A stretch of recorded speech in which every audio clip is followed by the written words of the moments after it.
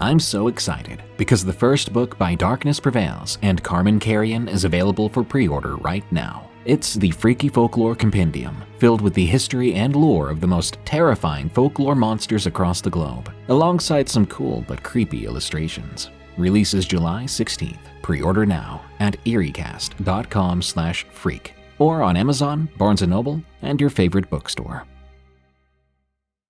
When tornadoes aren't wreaking havoc in Oklahoma, it's the pale, crawling humanoids that drag folks away into the woods that are doing much of the damage, apparently. Welcome back to Unexplained Encounters. I'm your host, Darkness Prevails. Follow me on Twitter at DarkPrevails because I keep tweeting about Elden Ring things. Today's episode features an assortment of stories about the Oklahoma Crawler, disturbing apparitions, and terrifying ghostly mysteries. Enjoy. Send me your scary stories at darkstories.org and check out my other show, Tales from the Break Room, for some scary work stories on Spotify and Apple Podcasts. Now, let's begin. The Hatman, from Nordic Pagan. I've thought a long time about sending this in, as I still don't believe it myself, but here we go. My sister used to live in a very ghost-filled house. Things would pull at your clothes or knock things over frequently. My nephew would constantly play and talk to a little boy that only he could see. My other nephew had an encounter with what he called the witch. At the time, he was on leave from the army and had gone out the back for a smoke. As he was coming back in, he said through the window there was a face of an old lady who didn't look friendly at all. My brother-in-law had an encounter with a little boy. He was having a nap on the sofa, and as he got up to go to bed, he looked over, and sitting on the radiator was a little boy wearing what he said looked like 1900s clothing. After doing some digging on the home, I found out that back in the early 1900s, the house belonged to coal miners, and at the back of her house, there used to be a mine.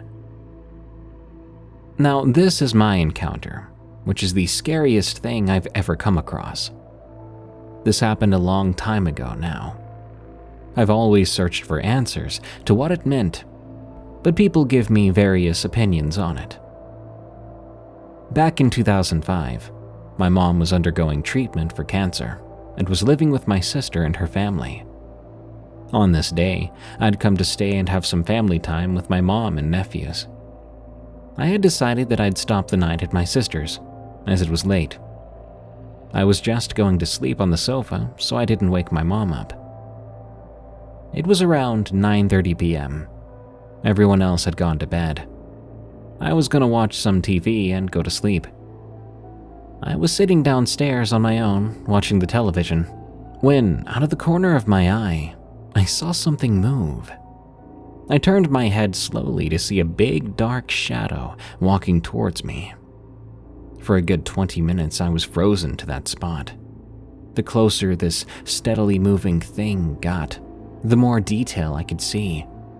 It was 7, maybe 8 feet tall, completely black in color, and it looked like it was wearing a long coat with a wide-brimmed hat. By that point, it had made it to the dining room door, which was right next to the living room where I was. Eventually, I could move, so I turned everything off and ran like my life was in danger.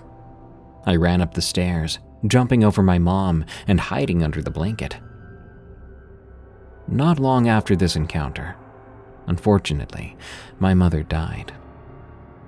I've been told by many people that it was the Hatman that I saw.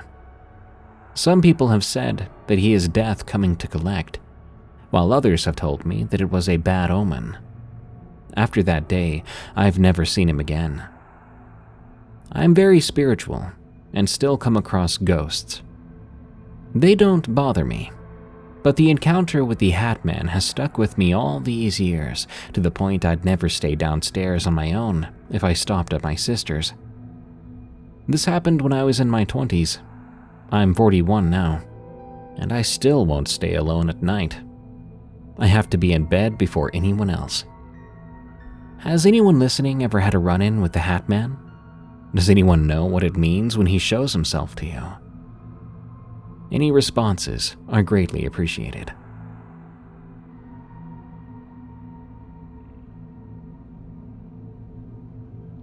Prayed to the butterflies. From Needle.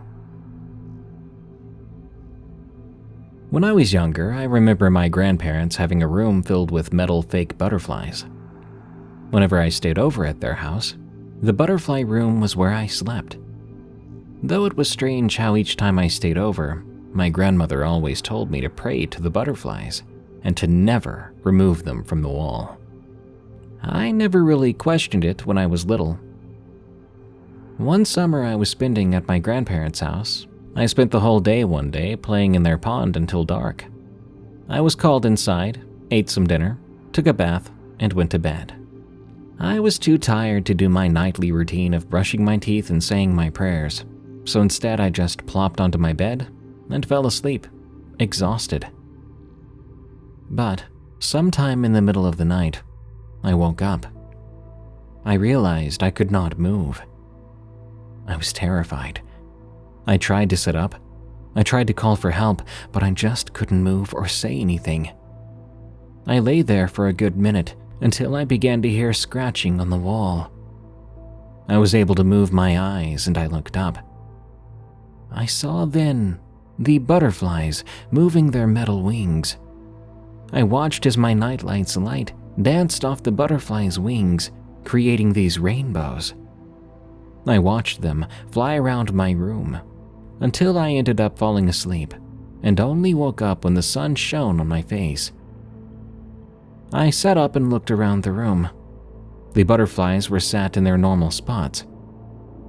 I came out of the room and told my grandmother. All she said to me was, "You must not have prayed, dear. Remember, always pray." We never really talked about it as I grew up. I never really prayed specifically to the fake butterflies either, and I haven't had an experience like that again. But it still was burned into my mind to this day. Oklahoma Crawler. From Country Guy 2391. I was a teenager when I saw it. I was home alone, and I thought I heard someone outside. We lived out in the country on 10 acres of land. When I peeked out the front door, I saw something looking over my dad's boat. The boat was on a trailer, and it was a decent-sized boat. It probably stood a foot over it. Its hands were on the side of the boat. It had long fingers, and the thing itself was whitish or grayish. I remember it had spiderweb veins on its head and chest. It was skinny. I couldn't stop looking at it until it began to come around the boat, walking towards the house. It was probably 50 yards away from me. I panicked and went into the house. I went and grabbed my dad's pistol. I put a loaded clip into it and turned off the safety. When I opened up the door, it was about 30 yards away. I fired off 4 rounds. 2 I believe missed, and 2 either hit it or got very close. The thing took off. I ran back inside, locking the door and going into my bedroom. I slept with my dad's gun with me the rest of the night. When I woke up in the morning, I went to check for prints or any sign of that thing, but there was no trace. Those woods out there were always creepy. Even during the day, it felt like something or someone was always watching. A lot of creepy things happen out there, but that had to be the creepiest of them all. Maybe it's the property. Maybe it's a hotspot for paranormal things or cryptids. I'll never know for sure. I don't think I'm gonna miss living out there.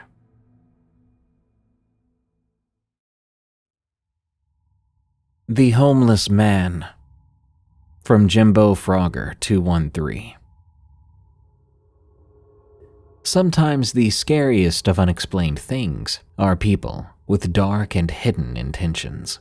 This happened roughly last year. I'd gotten my first home in Toronto because I'd recently gotten a job as a chiropractor.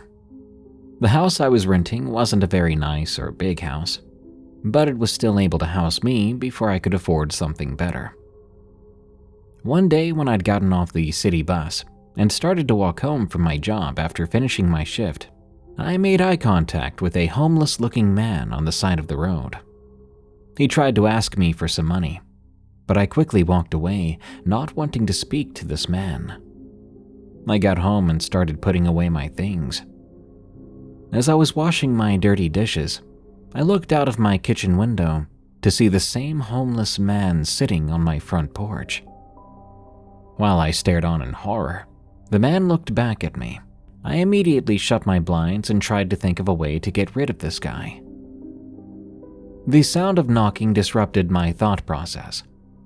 The first thing that came to mind was to go and check that I'd locked my front door properly, because I had a habit of leaving it unlocked. You see, while growing up, I'd lived in a rather safe neighborhood. The knocking continued all throughout the rest of the night. I thought it would never stop, but eventually it did die down. The morning after, I went to go and check outside, but to my relief, he was no longer there. I went back inside and started my daily routine of having a shower and making a cup of coffee. Then I was off to work, grabbing my stuff and walking out the door. At that moment, it felt like I'd forgotten to do something, but I couldn't figure out what it was. I realized that if I kept walking slowly, trying to think about what I'd forgotten, I would miss the city bus and be late to work.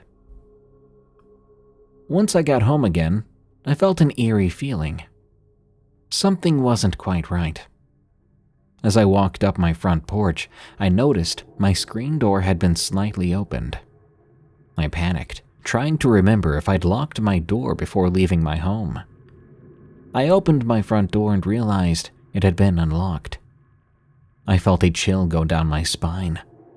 I looked around my house with caution, trying to figure out if something had been stolen or if someone had entered my home. I searched, but no one was to be seen, and all my possessions were left as they were that very morning. It was as silent as a mouse, so I figured whoever it was no longer there. I put away my things before walking to my room. As I was putting on my pajamas, I felt like something was wrong, again, but I was too lazy to go and figure it out.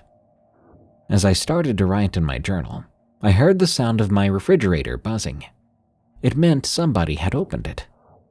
The fridge had been pretty old, so when you opened the door, it would make an unpleasant buzzing sound. To back up my thoughts of someone being in my home, I heard footsteps, and they sounded like they were heading to the basement door, which was right next to my room. My mind immediately went back to last night and this morning. The homeless man, me forgetting something, the screen door being opened. It was all connected. This man was in my home, and there was no way a 160-pound woman like me would be able to defend myself against a man whose weight and height were unknown to me.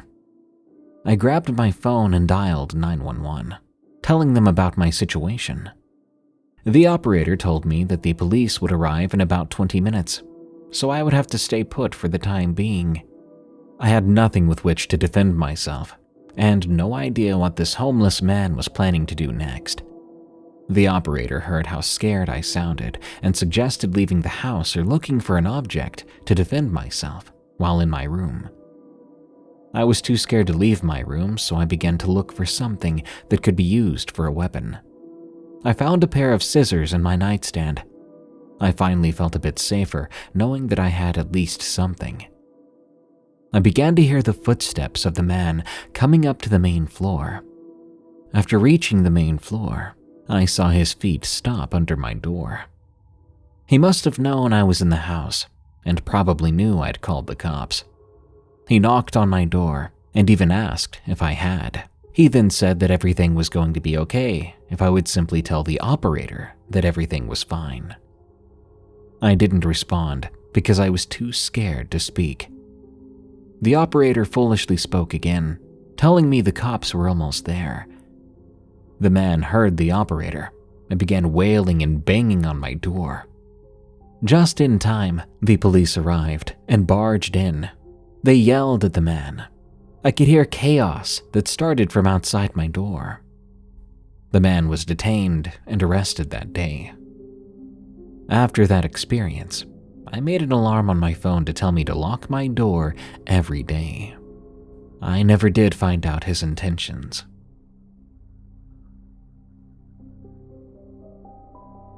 What is that? From Jay. This story happened in my backyard around 11 p.m. one night. I was camping with some friends of mine. I'll refer to them as O, M, and E. We were kicking off the summer by camping in the backyard. The girls were camping in the tent next to us, but they were up talking. The other guys had fallen asleep. I stayed up, doom-scrolling Instagram, and that's when I heard a bang outside of our tent. It was just near our big shed on the other side of the house. At the time, we lived in a neighborhood, so I wasn't really expecting what I saw. After the bang, another came, and another, until there were bangs happening every second. All of us were awake by then. O was asking and half yelling, "What the?" But I shut him up. I think it was too late though, because the banging immediately stopped. We then began to hear footsteps heading towards the girls' tent. I panicked. A scream came from the girls' tent, and a horrible shriek came from this dark, tall figure next to the girls' tent, followed by a tearing sound. I grabbed my airsoft gun, which we had in the tent with us. I unzipped the flap and fired at it. I saw that figure turn right towards me. It was tall, with these small, bright white pupils. I watched as it appeared to float away, back towards the shed. After that, we slept inside. Apparently, I was the only one that got a good look at the thing. We moved out of that house about 3 years later, but after that night, I would occasionally hear that thing outside. So, I'm happy we moved.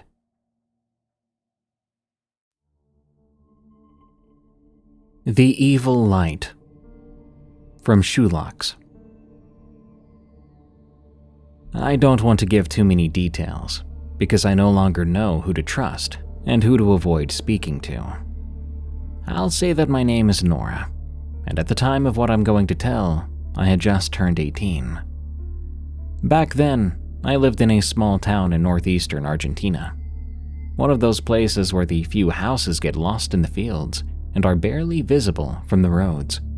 It's where everyone knows everyone, and they know every aspect of their neighbors' lives. It's a town where few leave, but I'm grateful to belong to that group. In the countryside, there are myths and legends aplenty, which vary as you travel through different towns. Those that compel you to follow certain traditions or avoid certain actions, or else an evil being will visit you. Of course, many people, especially the older folks, believed in these stories. But when I was little, I couldn't help but see all the legends for what they were, just stories. It was common for us to gather for dinner with the whole family, which was largely thanks to my many uncles and cousins. The family would eat barbecue and drink beer, and then there would be guitar strumming. My grandfather, a payador in his spare time, would tell us stories of those encounters to the rhythm of the strings, and I did nothing but clap or follow the lyrics with excitement. No gnome scared me. I knew I wouldn't encounter some monster in the shape of a hairy animal, and I even learned to see with total normality the remains of dark rituals on the sides of the roads, arts that were not viewed so badly by locals. I observed all this more as a curiosity rather than something evil, and I even enjoyed thinking that I might have a paranormal encounter one day. God, how foolish I was. One of all those legends was known throughout the country. The Evil Light, they call it, According to the story, it happens when someone dies in the countryside, and their poor soul does not receive a proper Christian burial, destined to wander in sorrow and ask for help from humans. It wasn't a nice request, of course, as it was said that the evil light could make livestock, and even humans, disappear. It was a legend that required some fear, or at least some respect, for the rest of the dead. That was why the whole town was on alert when one of the 5,000 souls living there suddenly disappeared. Sometimes when I hear a scream in the street, I still tremble remembering the chants of Pedro throughout the place. I don't remember his last name, but I do remember he was one of the town's shopkeepers. A good man, whose addiction to liquor and gambling led to bankruptcy. A somewhat foretold disappearance, perhaps, but no less mysterious for that. At the time, I didn't pay much attention to the fact that the police had strictly forbid us from wandering the fields until the investigation was resolved and Pedro's body was found. Not to spoil the forensic analysis, was what they claimed, and we complied. No town resident would go near. Let's camp out in the open our last night together. Let's see if that evil light really exists. It might seem that phrase was said by a tourist, given what I've told you so far. But no, it was uttered by Laura, my best friend, always a step braver and more daring than I was. I remember when she proposed it on the school stairs, the same usual group listening to her. Juan, David, Valentina, her, and myself. We'd finished school, and little by little, we would all start moving to bigger cities to seek better opportunities than being a farmer or a rancher. There were no arguments against it, as I recall, not even mine, as interfering with the investigation was a remote idea, and as I said, I wasn't scared of those legends. The time would be that same Friday, midnight. In a small town at that hour, everybody is sleeping, recharging their energy before the roosters crow at dawn. I packed up water and a flashlight, put on comfortable clothes, and left my room with the backpack on my shoulders. I was about to exit the house. Wait, I thought, as I touched the door handle. I looked back and went back to my room. I headed straight to my bedside table, and from one of the drawers I took out a small wooden box. Sliding the lid open, I noticed what I was looking for. A rectangular amulet, half a meter tall, with Christian crosses and other indecipherable symbols engraved into it. I took it with me. As I lifted it, I saw underneath the note my grandfather had left me when he entrusted it to me, months before passing away. May this amulet always accompany you. If you feel in danger, hold it tight. You will need it. My mind processed the words again. When my grandfather played the guitar, there it was. He would place it on the table or pin it near his chest before reciting his verses about the legends. Could it be that... Nonsense, I wasn't afraid of anything. But well, it was better to be safe than sorry. So I pinned the amulet to my shirt and headed to the meeting point. The summer night felt warm on my skin. The insects bounced between us like raindrops and the excitement was palpable. The 5 of us ventured into the fields, and after a while of walking, we decided to set up camp. We made a small fire, and the warmth prompted us to start drinking the beers David had brought. Don't give me that look. It was common in the area, and I think it was that which made us sleep deeply while watching the beautiful starry night sky. Look! Suddenly, Laura's voice woke me up from my sleep, as well as the rest of the group. We left our positions to find her astonished. Her eyes looked as if they were about to pop from their sockets. It was like she had seen a ghost.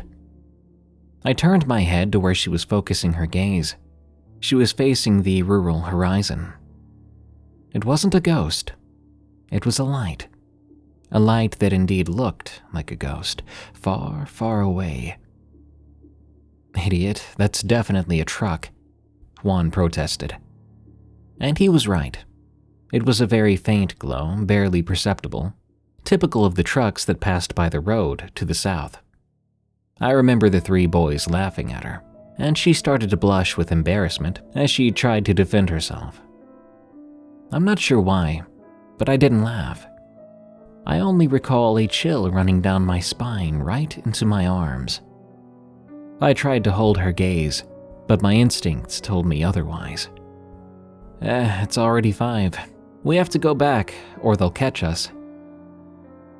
It took me a few seconds to process that sentence. It was my friend's laughter that finally pulled me away from that glow, making me look back, horrified to see that they'd already taken their backpacks and ran off. "Hey, wait!" I called. I grabbed my things, leaving behind only the embers of the fire, and pursued my friends among the trees. I took one last look back. I don't know if it was my imagination, but that glow seemed bigger. "Come on!" they shouted ahead of me. I tried to follow them clumsily, but I was the least physically fit of the 5 of us.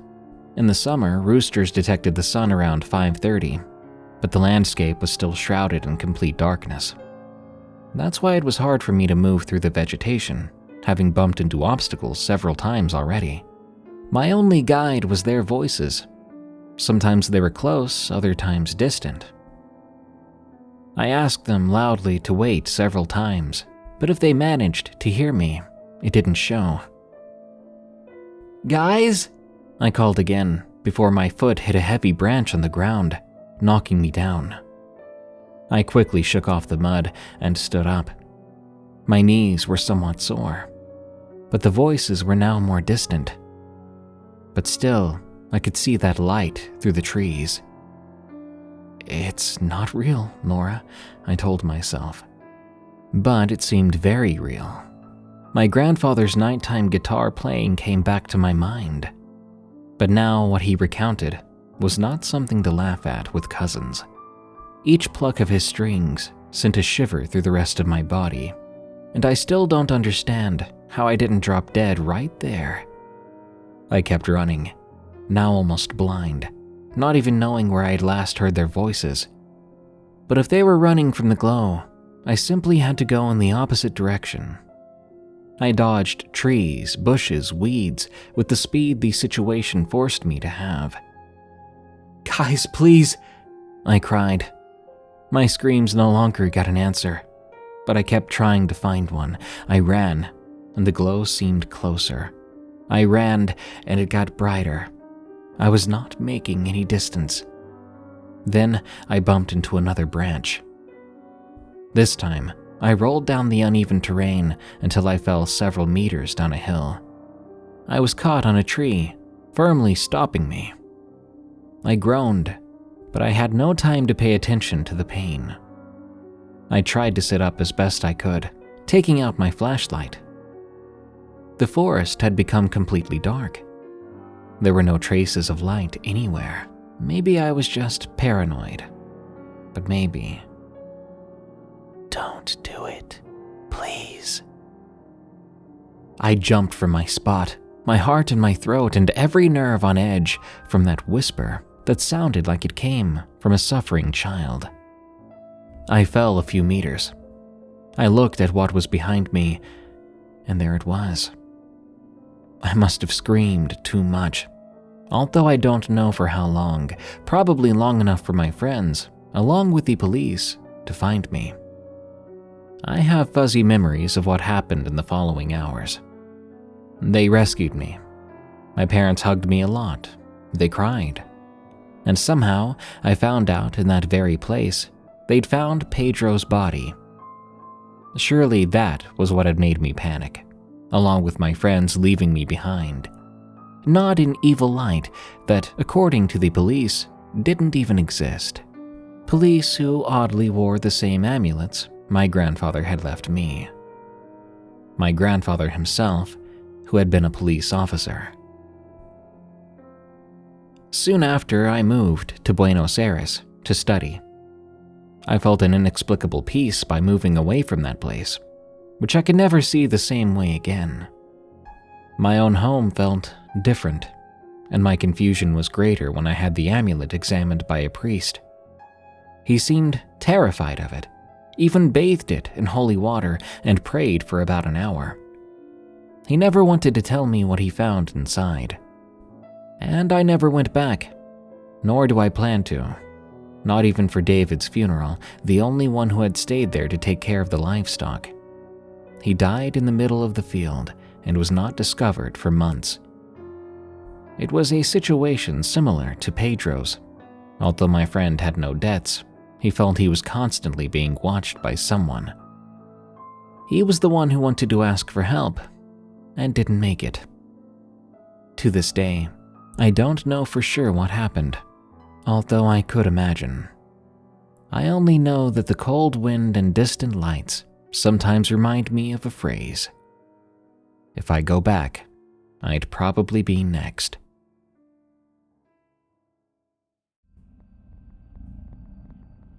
Boots. From Fredrica. It's been years since this incident. I was home alone with my sister and her dog at the time, a beautiful Rhodesian Ridgeback named Josie. We had different experiences in the home we lived in since we were kids, but the one I'm about to speak of takes the cake. My older sister, her baby boy, the dog, and I were home alone, staying up late as her husband was away training for work. We had a full day of going to Reno to run errands, and therefore spent the evening relaxing. Now, this home had the upstairs and the garage downstairs where I lived in the dorm room. In the garage, there was a doorway to the under part of the house, but on the other side was my dorm with my own personal door, which never worked. I would therefore either have to go upstairs and out the front door or disrupt my sister and her little family by going through the garage door. The staircase was an all-metal spiral staircase with triangle wedge-like steps and would creak noticeably whenever anyone would walk up or down. The door to the staircase had a lock on it as well, for safety reasons, as her son was a little curious baby boy, very adventurous. We had come home and settled in for the night, spending time together with her husband away for the week. I was sitting on the couch with Josie on the other side, snoring, and my sister was in the armchair beside the fireplace. I believe her little one was still up, which is why we were up so late, wanting to watch a show that he couldn't be up for. We were waiting for him to go down for bedtime. We had dinner, and finally, her little boy went down. However, when we'd gotten ourselves situated and ready for movie time, we both heard the staircase creak. At first, we looked at each other, thinking, it's just the house settling. What came next proved otherwise. We heard heavy-set boot steps climbing the stairs. Her husband wasn't due back until the end of the week. I shot off the couch like something gave me a strong electrical jolt and landed in my sister's lap, all the way from the arm of the couch, and Josie woke from her slumber, launching off the couch too, her back all ridges from her hackles being raised. My sis pushed me off and ran to go turn the deadbolt lock on the door. We were terrified, but knowing of different childhood experiences, we roughly brushed it off as an otherworldly visitor. Soon enough, things settled back down, but I opted to sleep upstairs by the fireplace, too scared to have anything to do with the downstairs. The next day, we went over to her neighbor's house, asking if he had come over at some point, or maybe if he'd seen anyone come over. That was a no for both. We racked our brains. Maybe it could have been a wild animal that got trapped in somehow. But we both knew what we'd heard. Heavy contractor steel-toed boots, much like her husband would wear for the line of work he was in. Going forward, nothing else happened, but her son, who was not awake for the event, began to say he saw a ghost. We didn't understand how he knew what ghosts were, as Catherine, my sister, was very vigilant about making sure he never knew or watched anything scary. The key was Josie, however. That dog knew something wasn't right and had flown into action, barking uproariously to protect us. Don't mess with Rhodesian Ridgeback dogs, ever. Going backward, however, I remember another event from when I was a child. We'd bought the home as a vacation home in Tahoe, so when we'd come up for Thanksgiving or Christmas, we'd arrive with all of our groceries and bags. I had 4 older sisters who were always messing around, pulling pranks on each other in one way or another to the point my dad would come downstairs to tell us to settle down or go outside. Since the dorm room was big, there was plenty of room for dancing and the occasional roughhousing, horseplay if you will. Happily, we would oblige. We got all bundled up in snow gear to go sledding down the hill right across the street. Being the youngster, I was left behind as I finished getting ready. Now, the home was old when we purchased it, with a giant crack in the garage floor foundation. My dad and I would repair that one summer. Anyway, I was left alone and hurried to get ready, because I didn't want to be alone very long, with the ghosts I felt living there with us. Upon thinking about this, I heard the door open back up, which startled me at first. But I figured maybe it was someone coming back in to get another toy, or Dad checking to see why it was suddenly so quiet. I happened to be wrong though, as nobody was in the room or even in the garage. Hastily, I grabbed my gloves and bolted outside. Someone, not a living someone, mind you, had just spooked me by opening the door. The door I know my sisters had firmly shut. The foundation was rugged, so sometimes the door would be jammed shut. One last experience I vaguely remember my parents talking about was again late one night on one of our visits to Tahoe. All of us girls decided to have a slumber party in the dorm room, albeit another rambunctious sleepover. We did stay up a little late to where, once again, Dad came back downstairs to tell us to quiet down. We apologized and began getting ready for bed. Later on, however, I overheard my mom inform my dad she thought we were all still up, as she was hearing voices talking. A shiver ran down my spine as I heard her relay this experience to my dad, since we had all settled down after being hollered at. So to the ghosts of my childhood home, thank you for sharing your space with us rowdy kids.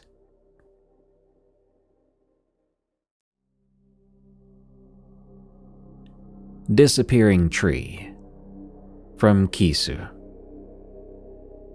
I want to share a few of my experiences with you. This is the first.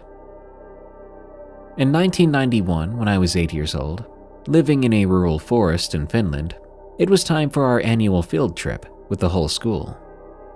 As the area was more rural and in the middle of nowhere, we had only 9 students at the whole school, and I'm including myself in that. Because it would be needless to get a whole bus for a field trip for only 2 teachers and 9 students, parents and other adults were also welcomed to our field trip, albeit they paid to go. Our destination was the Olavinlinna Castle, over a 3-hour drive away in a town called Savonlinna.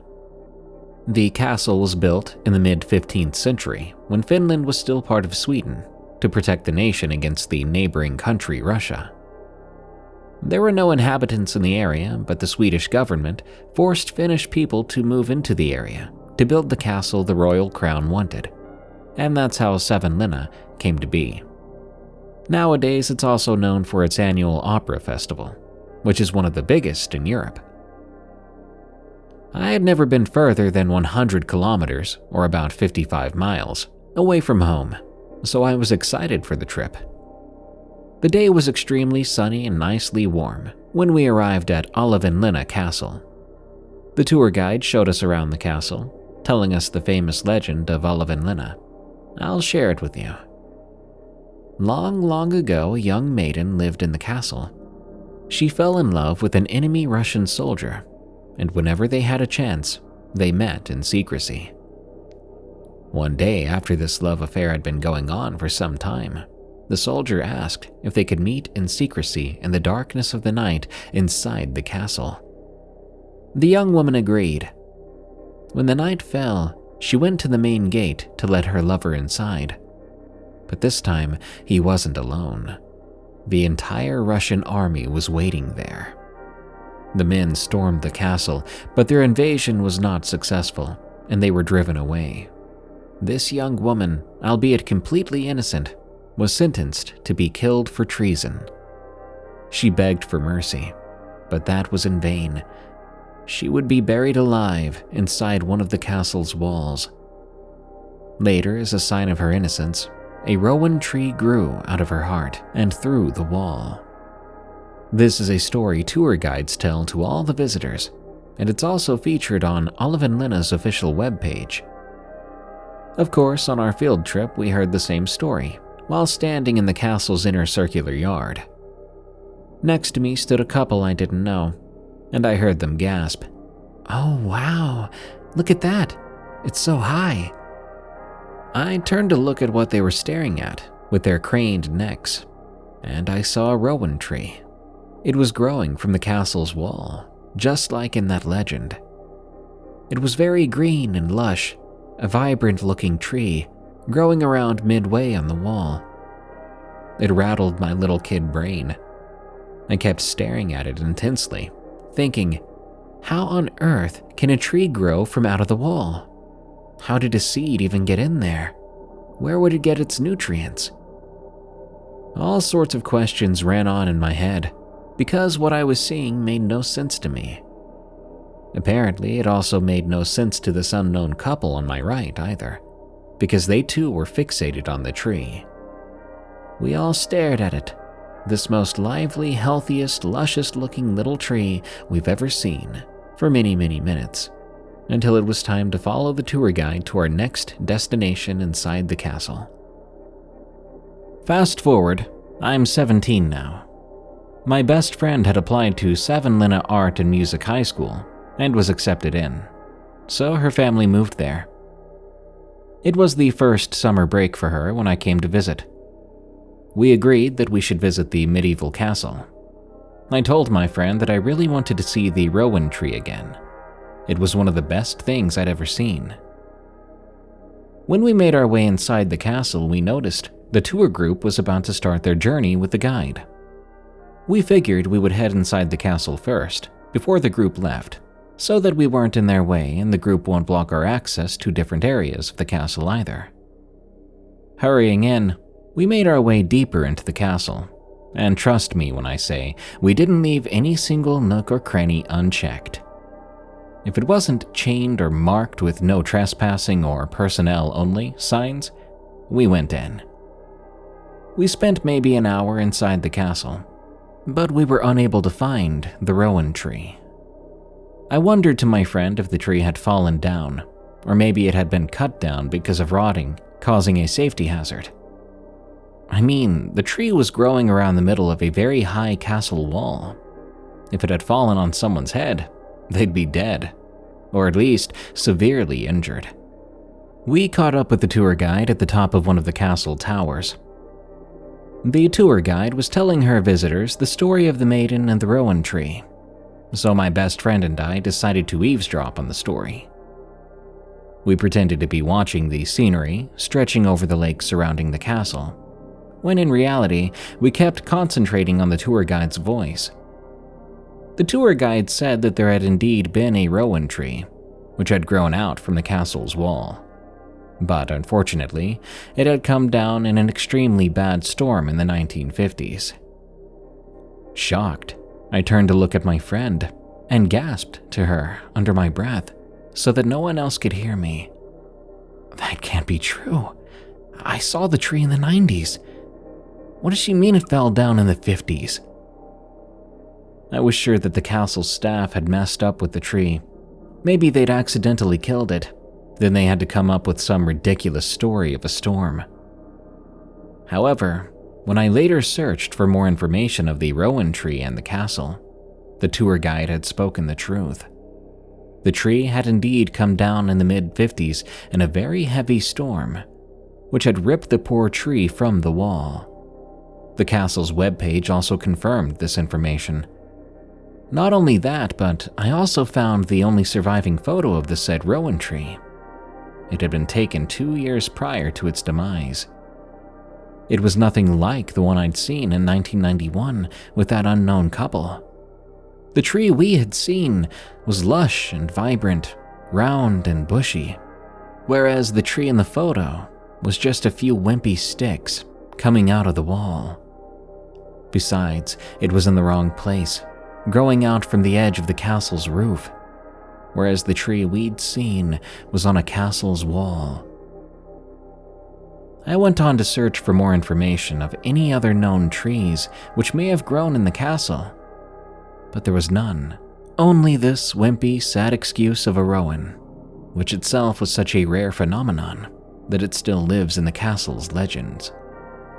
If the castle's staff was so excited for a few sticks, they wouldn't have missed a grown tree, albeit a tiny one, sticking out from a wall in such a visible spot. I know for certain that it wasn't a prop either. It was a living tree.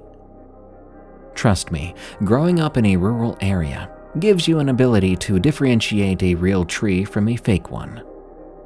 Also, I need to say that we have only a few castles in Finland, and the closest castle to Olavinlinna is Hämeenlinna Castle, over 300 kilometers away, so I have not visited any other castles in Finland. Not before, nor after. It's been decades since that incident, and I still don't know what it was. Was it a ghost tree? A glitch in a matrix we all saw, to which the tour guide didn't react for whatever reason? Or have I, without knowing, jumped timelines to a different reality where the rowan tree of Olavinlinna Castle was just a wimpy little thing, jerked down from its roots in a storm in the 1950s?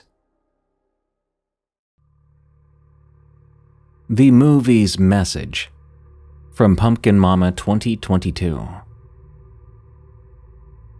My story begins when I was in high school. I won't be using the actual names of people or locations in the story for privacy reasons. I was homeschooled off and on my whole childhood, but my story begins when I was entering the 10th grade. My folks were planning on enrolling me in a private school in our area, and to be honest, I hated the idea of it right from the word go. But my mind didn't begin sending me urgent red flag signals until the day I visited the school, a week or so before I was to start. First of all, as soon as I saw the building, I remembered it was the same school I'd visited years back, when I was around 5 or 6 years old, and I'd felt so unsafe and uneasy there that I'd refused to stay even that one full day. I had to be picked up at lunch. So naturally, the place already came with bad vibes attached. I walked through the front doors and every cell in my body seemed to be screaming no, no, no.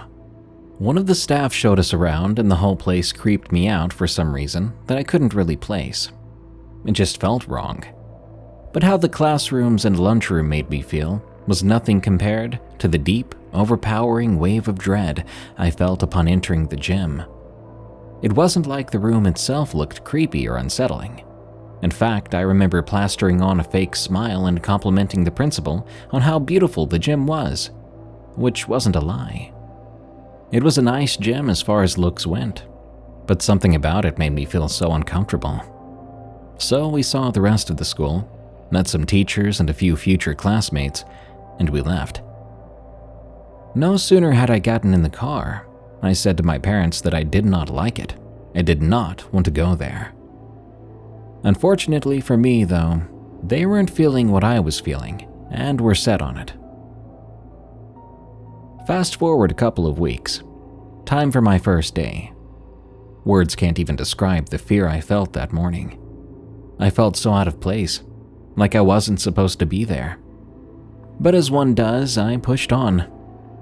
Now, the handful of stories I will tell next happened sporadically throughout the 2 years I spent there. The first thing that comes to mind was all the papers I had to sign in order to be accepted. It went beyond the typical things, such as emergency contacts and previous grade averages. No, it slipped into more personal territory. Like, do you promise never to speak badly about the school, even outside school hours? And you must uphold the school image, even if no longer a student here. Yeah, that was strange. Wouldn't it be strange to you? I've always felt that if you have nothing to hide, you don't care what folks say about you. The strict dress code was odd too. I understand modesty, but myself and the other girls were scolded and written up for the most minute of things.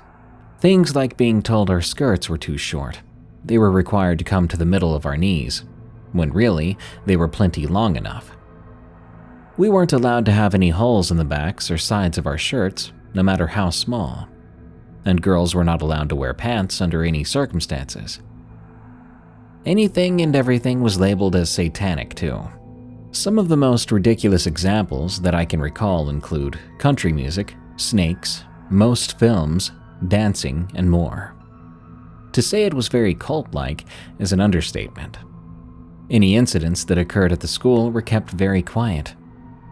I can remember asking classmates about things that had happened on which I was foggy on the details, only for them to say they did not know if they were allowed to say anything about it.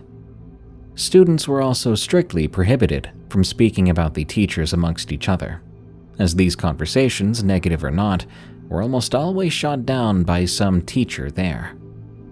So I'm hoping now that you understand the environment, we can move on to the creepy stuff. Almost all this happened in that darned gym. I hated that room with a passion, and my time there left me with many more questions than answers. First of all, the year I arrived, the gym teacher was new. She was nice enough, sure, but whenever I asked her, or anyone, how she ended up with the job, or why the old teacher had left, they would clam up and change the subject. I also remember that on one occasion, some of my classmates were reprimanded for scooting chairs across the gym floor, because it was newly replaced. Just trying to make conversation as the shy person I was, I turned to our teacher and asked, "Oh, cool, it looks pretty nice. When did they replace it?" And once again, the response I received was a nervous look and a quick change of subject. That was certainly weird, but I tried not to dwell on it. During my first year, I had gym class every other day, and as it is with most schools, we were required to change clothes before class. The changing rooms may very well have messed with me even more than the gym itself. I always had the overpowering urge to get in and get out as fast as I could, because I hated being in there. I always changed in a shower stall, and I remember noticing at some point that the shower heads were removed, as were the handles with which to turn on the water, and a wad of duct tape covered what was left of the spigot. It looked like the showers had been purposely rendered unusable. I thought about that a lot, but based on past experiences, I decided not to ask any questions. It would likely be a waste of time anyway. Several students left the school with no warning throughout my time there. No one wanted to say anything about it. Teachers answered questions vaguely and didn't allow many questions to be asked. The aura of misery was so strong in that building. When in a group, all the students seemed happy, but as soon as you were one-on-one with someone, they would tell you how much they hated it there. More than once, I overheard murmurings of, "This place is so haunted," or "This school is cursed." Things of that nature. I can't say I didn't believe it though, as a few months in, along with all the previously mentioned weirdness, I would sometimes see someone around the hallway corner right in front of me, and seconds later, as I rounded the corner myself, they were gone. I once could have sworn I heard screaming coming from the gym as I walked by the double doors. Assuming it was the kindergarten class, I peered through the little window to see if I could say hello to a little girl I'd befriended in that class. But the gym was empty. This happened a couple of times.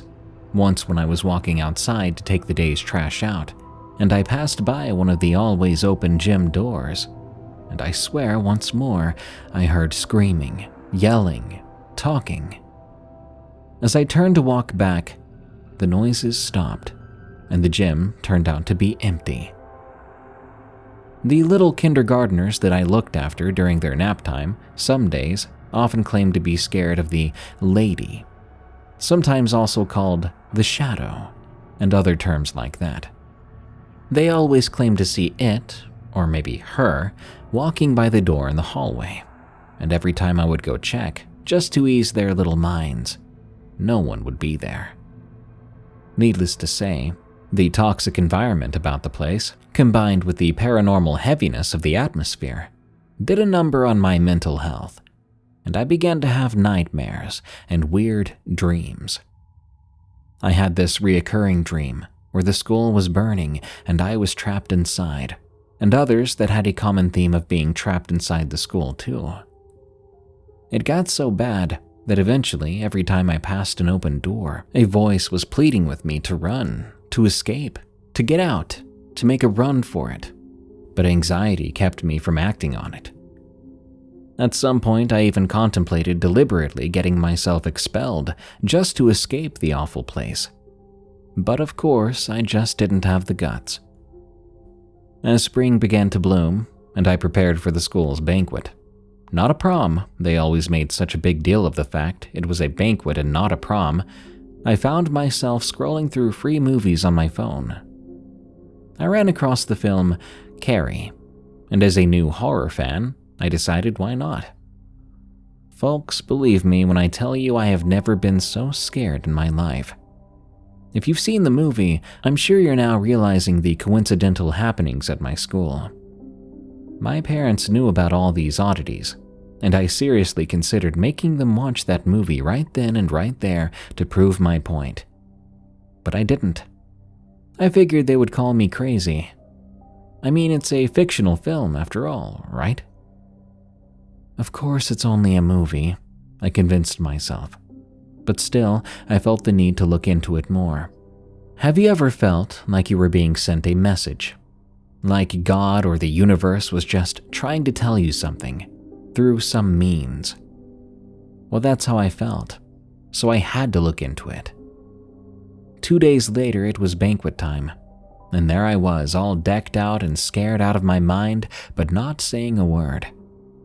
The banquet was held in the school's lunchroom, which was quite crowded. The gym would have been a better choice, for sure. Thinking back on Carrie, I decided to perform a little experiment. I walked over to one of my teachers, made some small talk, then asked, "Hey, why don't we do the banquet in the gym? Seems like it would be easier there."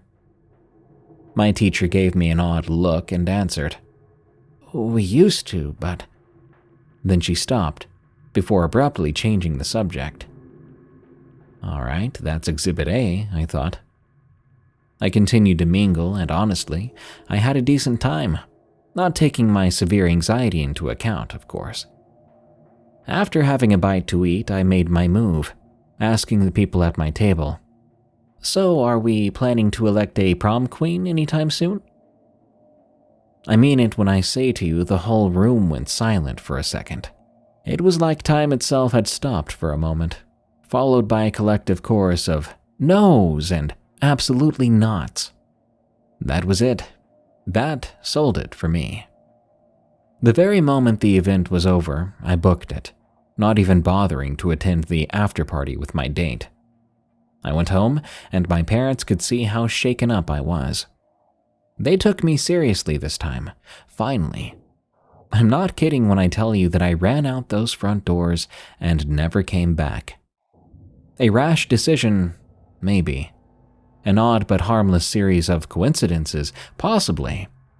But I have learned in my life to never ever doubt your own gut feeling, especially when the signs were so loud and clear that something was wrong.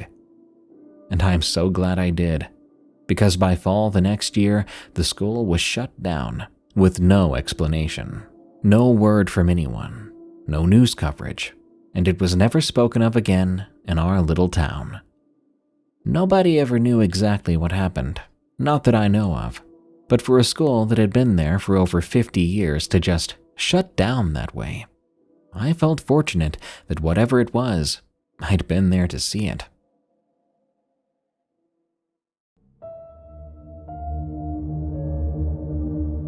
Thank you for tuning in to Unexplained Encounters. If you're not already, follow and listen to Unexplained Encounters on Spotify, Apple Podcasts, or your favorite podcast app. Leave us a rating while you're at it. Get some cool creepy merch at eeriecast.store.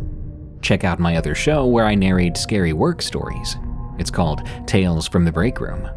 For more terrifyingly entertaining shows from EerieCast, go to eeriecast.com. And if you want to listen to Unexplained Encounters and all the other EerieCast shows without pesky ads, sign up for EerieCast Plus at eeriecast.com/plus. You'll also get exclusive access to horror audiobooks only available to EerieCast Plus members. And you'll get 20% off our EerieCast.store merch through our members-only monthly discount code. Finally, if you have a scary story of the unexplained, send it to me at darkstories.org. I think that's about it. Thank you so much for joining us. Stay safe out there and stay creepy, because this world is a strange one.